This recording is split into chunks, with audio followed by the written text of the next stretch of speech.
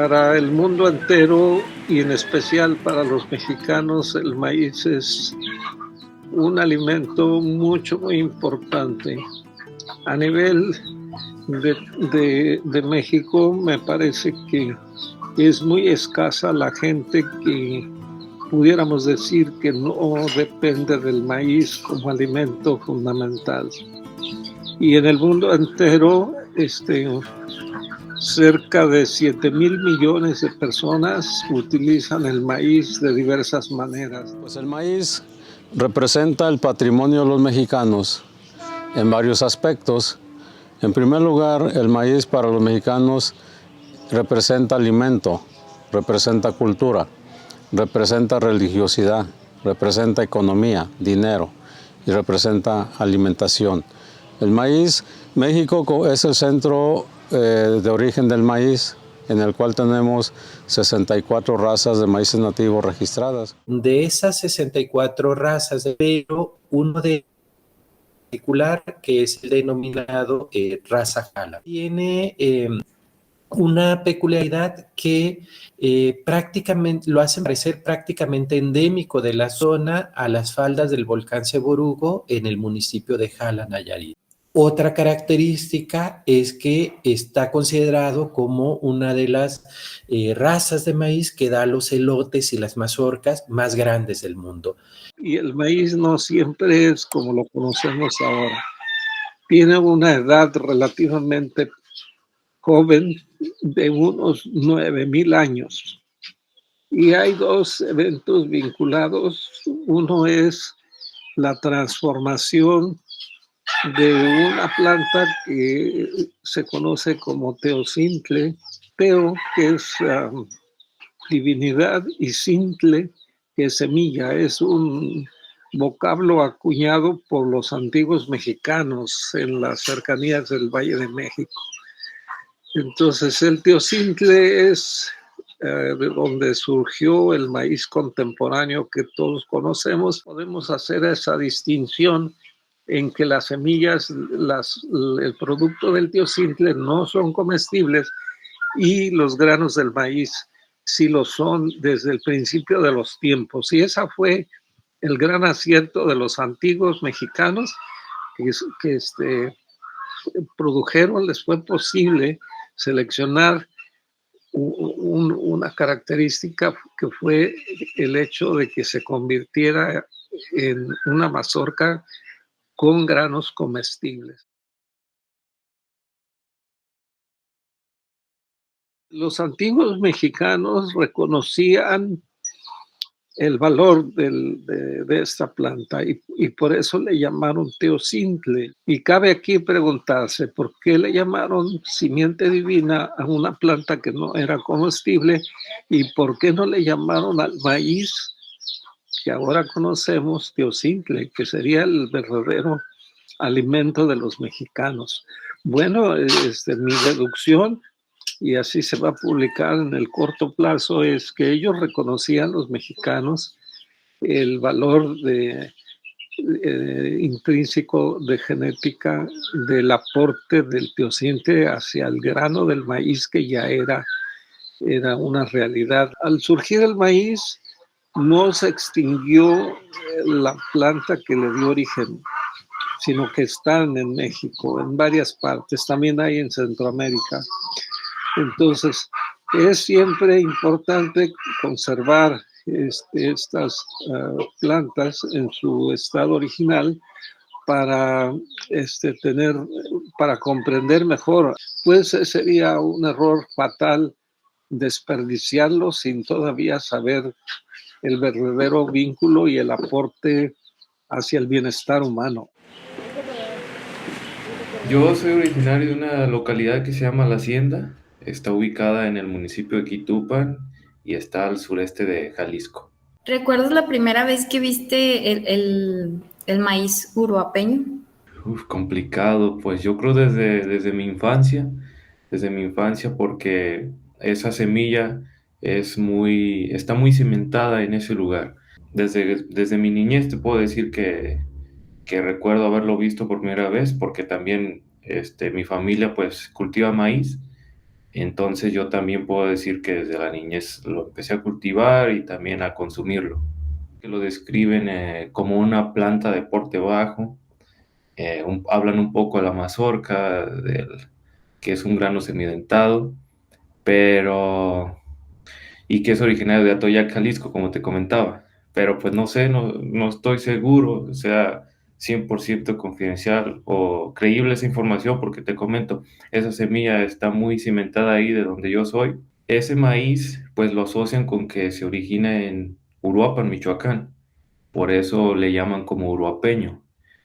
Entonces, esa localidad pues es muy cercana a Michoacán, entonces hay como una convivencia ahí con localidades ahí cercanas de Michoacán. Solo lo utilizaban para autoconsumo, no lo comercializaban, pero a lo que he investigado del 2013 en adelante ya inician como de lleno a los híbridos y ya empiezan a dejar esta semilla, porque pues es una zona alta, es montaña, el cambio climático se hacía presente y había fuertes vientos, entonces derribaban el maíz y ya tenían muchas pérdidas, entonces iniciaron a optar por sembrar híbridos. Cuando empezamos a combinar un maíz nativo con otras razas, sea blanco, sea amarillo, entonces de ahí surgen las razas de maíz, las variedades híbridas. La siguiente generación, la cuarta generación o cuarto tipo de maíces, estamos hablando de los maíces transgénicos. Maíces que han sido modificados genéticamente para obtener ciertas características y condiciones muy particulares. Por ejemplo, tenemos unos maíces muy dulces, súper dulces, que son razas que son especialmente para poder degustarlas en el lote. Ahora, cuando hablamos de maíces transgénicos, estamos hablando de que ya no son maíces naturales porque están inyectados con ciertos genes de otras especies para lograr ciertas características. El riesgo que se tiene y que todavía es una controversia es esa amenaza que existe de la polinización de esos maíces transgénicos en las razas de maíces nativos, que tienden a modificar y que al final de cuentas pueden terminar con esas variedades, con esa riqueza que tenemos. Aquí la pregunta es, ¿qué buscamos en el maíz? ¿Qué queremos? Yo quiero calidad, quiero sabor. Quiero preparar alimentos sanos. A partir de estos materiales que tenemos aquí, yo lo voy a sembrar, lo voy a preservar y lo voy a promover. Y de aquí, mi familia, mis amigos o la comunidad puede tener la materia prima, que es el maíz, que se convierte en nixtamal. Y de nixtamal se puede convertir en tortilla, en tostada, en totopo o harinas de un maíz natural.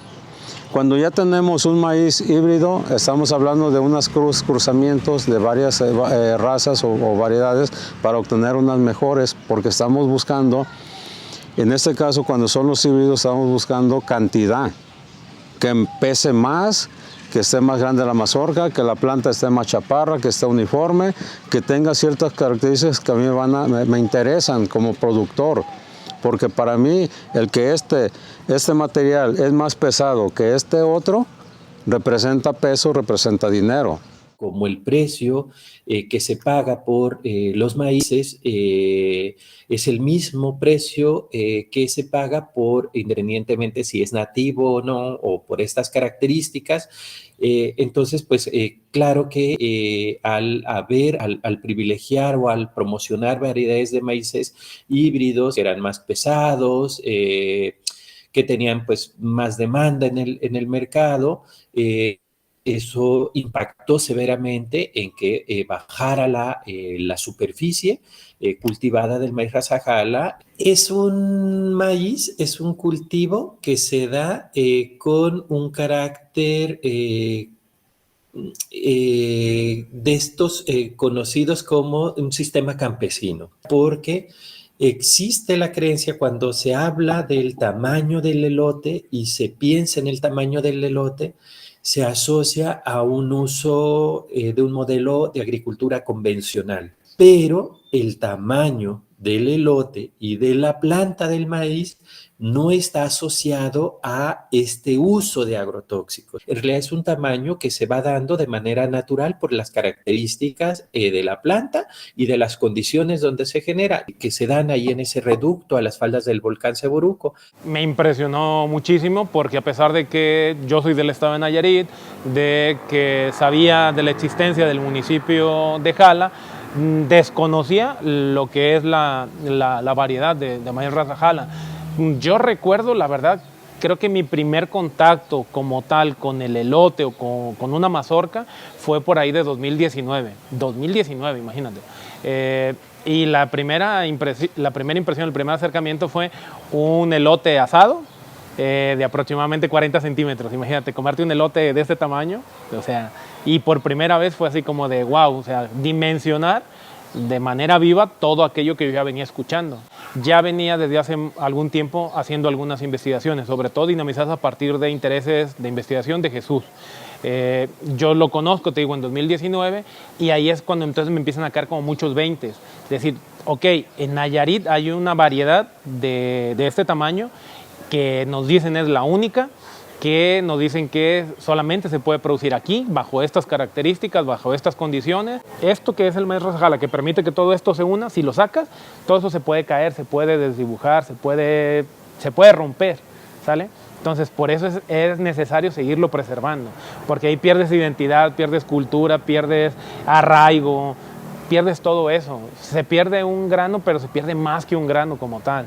El maíz, lo que tenemos aquí, estamos hablando de una evolución de cerca entre 8 y 10 mil años, por una selección que las propias personas, los agricultores y en especial las mujeres han hecho para llegar a tener lo que tenemos aquí y las demás variedades. Muchas comunidades campesinas en todo el país han perdido su riqueza genética, su patrimonio, y están dependiendo de otros para tener semilla para sembrar. El proceso y el objetivo de nosotros es que seamos capaces de tener mi propia semilla y sobre todo adaptada a las condiciones de mi parcela, de mi municipio, de mi comunidad, y no traer semilla de otro lado. Es algo que está dentro de tu cultura, que forma parte de tu vida, que está contigo, el cual cada año estás preparado a que llegue el temporal de lluvias para cultivarlo. Siempre mencionan al maíz uruapeño, lo tienen en mente. Forma parte de sus recuerdos como tal, como te comento, pues toda su vida se dedican a eso, pero ya llegan a la realidad, a la práctica, donde año con año, como te comentaba, desde el 2013 en adelante, pues el cambio climático, los fuertes vientos, el granizo, pues los fueron orillando a tener muchas pérdidas en sus cultivos. Entonces tenían que buscar alternativas y pues tuvieron que optar por las semillas híbridas, que también hay afectaciones a esas plantas, pero pues no hay de la misma medida que del maíz uruapeño. Esa es la batalla, el pleito que tenemos nosotros, de que el campesino sea capaz de tener su propia semilla y no depender de nadie. Las comunidades campesinas y los campesinos en lo particular que han perdido su semilla, acuden con nosotros al banco de semillas que tenemos aquí en Tuxpan. Es un banco austero, un banco comunitario, un banco en el cual tenemos resguardadas muchas de esas variedades que tenemos aquí y las ponemos a disposición del productor en préstamo. Si se pierde el maíz raza Jala, no se pierde solo un grano. Se pierde un grano que es nativo, pero además es un grano que tiene asociada toda una cultura de ser del lugar donde se dan los elotes y las mazorcas más grandes del mundo. Es un municipio en riesgo como otros tantos que hay en México o en Nayarit. En riesgo, ¿por qué? Por la presencia pues de factores que vienen generándose a partir del cambio climático, ¿no? Por ejemplo, en Jala, nosotros en este momento padecemos por el tema de la escasez o casi sequía. Las familias con las que trabajamos empiezan a tener problemas de acceso al agua. Por otro lado, la presencia de plagas, ¿sí? Se empiezan a incrementar. ¿Por qué razón? Porque han llegado cultivos de tipo agroindustrial. Está comenzando a llegar el agave. Entonces, todo eso va generando desequilibrio en cuanto al acceso, la tenencia del agua, en cuanto a la tierra que antes se destinaba para otro tipo de cultivos, quizás no de maíz, ¿sí? Pero quizás de cacahuate, de jamaica, de frijol, de ciertos forrajes que eran importantes para esas familias. porque entonces las familias que se mantienen trabajando con esta agricultura tradicional, pues cada vez están teniendo como mayores influencias y pues hay el riesgo de que su actividad pues cada vez sea un poco más complicada. Acá abajo hay una serie de malezas, que esas en un ambiente de armonía tenemos un microclima aquí, tenemos un ecosistema pequeño. Pero entonces cuando hablamos de maíces transgénicos, un maíz transgénico va a obedecer a la aplicación de herbicidas, de insecticidas y ciertos insumos muy especiales que yo puedo regar todo eso, me termina con la vida de todo lo que hay allá adentro. De ahí es donde viene el problema, porque entonces estamos alterando tanto los ecosistemas naturales o locales que tenemos aquí, así como el atentado a la otra vida que también tiene derecho a las demás especies, tanto vegetales como animales, y en especial los insectos. Pero con el devenir del tiempo, sobre todo los mexicanos contemporáneos, donde aparece el teocintle, lo consideran una maleza nociva. ¿Por qué lo consideran así? Bueno, porque invade las cercanías de los cultivos de maíz, a veces se mezcla con pues le roba espacio al maíz cultivado, porque casi se acaba. Bueno, por las plantaciones de aguacate y las plantaciones de lo que le llaman berries, desplazaron las poblaciones originales, y luego la forma en que lo extirparon los aguacateros y los que producen otras cosas, como maleza es muy resistente esta planta. Entonces contrataron un genio en el control de malezas, y luego el genio les dijo, les va a costar algo de dinero, pero si lo quieren acabar, yo lo acabo.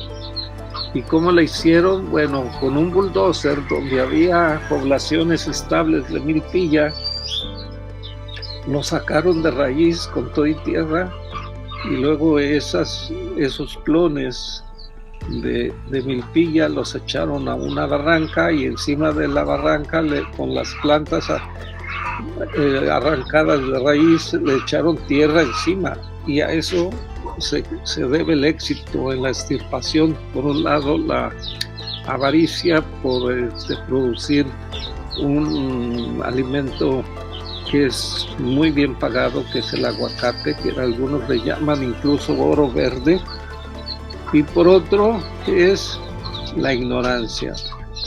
Y algunos aguacateros, amigos nuestros, cuando les explicamos la importancia de esta planta, dijeron, con todo gusto voy a apartar un espacio para que aquí siembren las matas que quieran.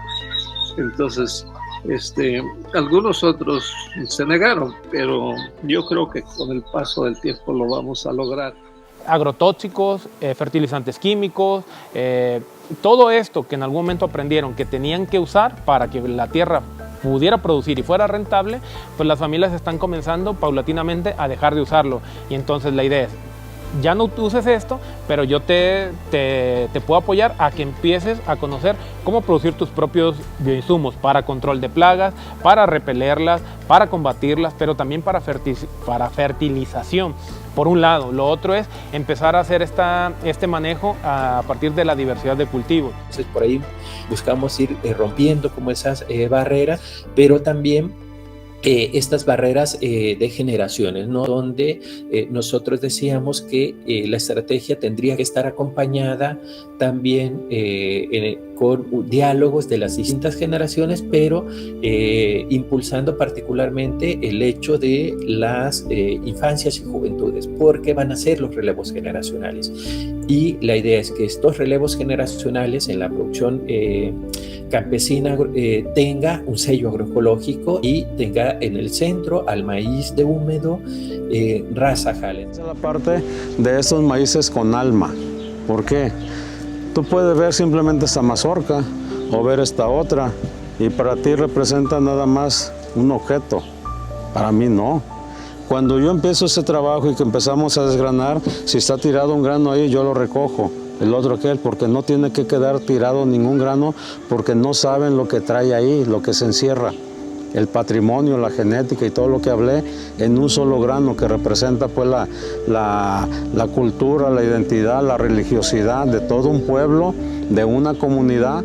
Esta fotografía de maíz se me hace interesante y me lleva a recordar el libro sagrado de los mayas, el Popol Vuh, que dijeron ellos en sus narraciones que la abuela Ixmucaná tomó del maíz blanco y del amarillo e hizo comida y bebida de la cual surgió la carne y la gordura del hombre, así lo dijo. Y también terminaron diciendo, de esta misma comida hicieron los brazos y los pies del hombre. Nosotros somos hombres y mujeres de maíz. Eso es lo que nos dio la vida en el principio de los tiempos antiguos prehispánicos y es lo que nos sostiene como economía nacional. Perder la autosuficiencia del maíz es perder la parte de nuestra identidad y someternos a una economía externa.